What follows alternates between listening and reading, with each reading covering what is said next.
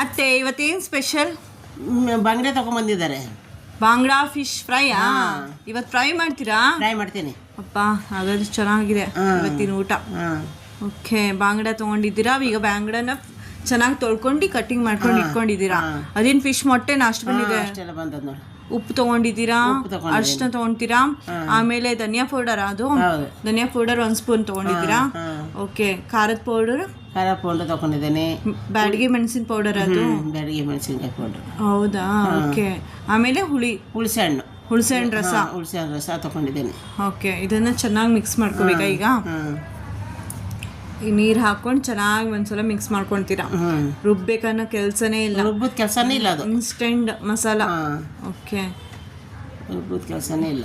ಚೆನ್ನಾಗಿದೆ, ಕಲರು ಚೆನ್ನಾಗಿ ಬಂದಿದೆ ಅಲ್ವಾ? ಈಗ ಫಿಶ್ಶಿಗೆ ಚೆನ್ನಾಗಿ ಕೋಟಿಂಗ್ ಮಾಡ್ಕೊತಿದ್ದೀರಾ. ಸರಿ ಸರಿ, ಚೆನ್ನಾಗಿದೆ. ಫಿಶ್ ಶೇಪ್ ಚೆನ್ನಾಗಿದೆ ಅಲ್ವಾ? ಹಾರ್ಟ್ ಶೇಪಲ್ಲಿ ಬಂದಿದೆ. ಫಿಶ್ ಚೆನ್ನಾಗೈತಿ. ಓಕೆ, ಈಗ ಈ ಥರ ಎಲ್ಲದಕ್ಕೂ ಮಸಾಲಾನ ಹಾಕೊಂಡು 1 ಅವರ್ ಬಿಡ್ತೀರಾ ಅಲ್ವಾ? 1 ಅವರ್ ಬಿಡ್ತೀನಿ. ಓಕೆ, ಊಟ ಟೈಮಲ್ಲಿ ಫ್ರೈ ಮಾಡಿದ್ರೆ ಸಾಕು. ಬಿಸಿ ಬಿಸಿ ಫ್ರೈ. ರವೆ ತೊಗೊಂಡಿದ್ದೀರಾ, ಆಮೇಲೆ ಕುಕ್ಕಿಂಗ್ ಆಯಿಲ್ ತೊಗೊಂಡಿದ್ದೀರಾ. ಓಕೆ, ಆಮೇಲೆ ತವೆಯಲ್ಲಿ ಎಣ್ಣೆ ಹಾಕ್ಕೊಂಡು ರವೆ ಕೋಟಿಂಗ್ ಕೊಡ್ತಿದ್ದೀರಾ.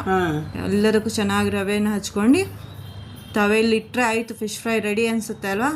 ರೆಡಿ ಫಿಶ್ ಫ್ರೈ ಅಲ್ವಾ? ಓಕೆ, ತಿನ್ನಕ್ಕೆ ರೆಡಿ ಆಗಿದೆ ಫಿಶ್ ಫ್ರೈ.